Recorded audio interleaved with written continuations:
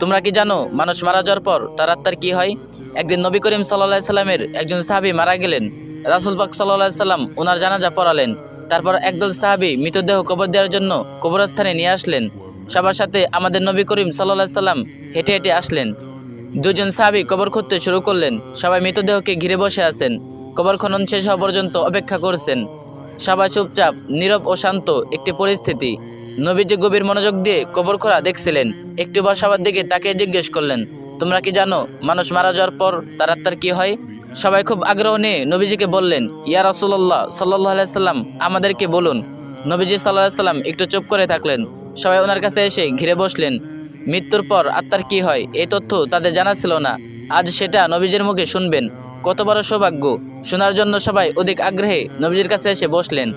তিনি একবার কবরের দিকে তাকিয়ে মাথাটা তুলে আকাশের দিকে তাকালেন। তারপর তিনি গল্পের মতো করে বলতে শুরু করলেন, শুনো, যখন মানুষ একেবারে মৃত্যুর শয্যায়, তখন সে মৃত্যুর ফেরেশতাকে দেখে ভয় পায়। কিন্তু যে বিশ্বাসী ও ভালো মানুষ, তাকে মৃত্যুর ফেরেশতা হাসি মুখে সালাম দেন, তাকে উভয় দেন এবং মাথার পাশে এসে ধীরে ও যত্ন করে বসেন। তারপর মৃতপ্রায় মানুষটির দিকে তাকিয়ে বলেন, হে পবিত্র আত্মা, তুমি তোমার পালনকর্তার ক্ষমা ও ভালোবাসা গ্রহণ করো এবং এই দেহ থেকে বের হয়ে আসো।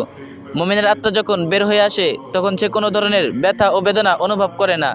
নবী আরও একটু ভালো করে উদাহরণ দিয়ে বললেন, মনে করো একটা পানির জগ কানায় কানায় পূর্ণ হয়ে যাওয়ার পর উপর থেকে এক ফোঁটা পানি যেমন নিঃশব্দে উপর থেকে নিচে নেমে আসে, ঠিক তেমনি নীরবে ও কষ্ট ছাড়াই আত্মাটির দেহ থেকে বের হয়ে আসে।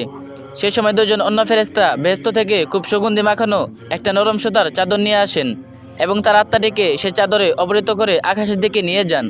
তারা যখন আকাশে পৌঁছান, তখন ফেরেশতারা সে আত্মাটিকে দেখার জন্য এগিয়ে আসেন।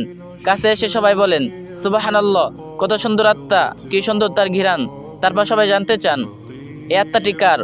উত্তরে আত্মা বহনকারী ফেরেশতা বলেন, উনি হলেন ফুলান ইবনে ফুলান। নবীর আরবিতে বলেছেন, বাংলা হলো অমুকের সন্তান অমুক।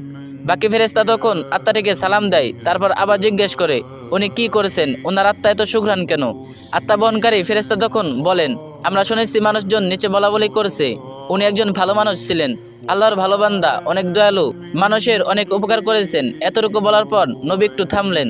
তারপর সবার দিকে ভালো করে দৃষ্টি দিয়ে ওনার কণ্ঠটা একটু বাড়িয়ে বললেন, এই কারণে বলছি, সাবধান, তোমরা কিন্তু মানুষের সাথে কোনো খারাপ ব্যবহার করবে না। তুমি মারা যাওয়ার পর মানুষ তোমার সম্পর্কে যা যা বলবে, আত্মা বহনকারী ফেরেশতারাও আকাশে গিয়ে ঠিক একই কথা অন্যদেরকে বলবে। এ কথা বলে তিনি আবার একটু চুপ করলেন, কবরটার দিকে দৃষ্টি দিলেন, আবার বলতে শুরু করলেন, এই সময় মানুষ যখন পৃথিবীতে মৃতদেহকে কবর দেওয়ার জন্য গোসল দিয়ে প্রস্তুত করবে, তখন আল্লাহ তাআলা আত্মা বহনকারী ফেরেশতাদেরকে বলবেন, যাও, এখন তোমরা আবার এই আত্মাকে তার শরীরে দিয়ে আসো।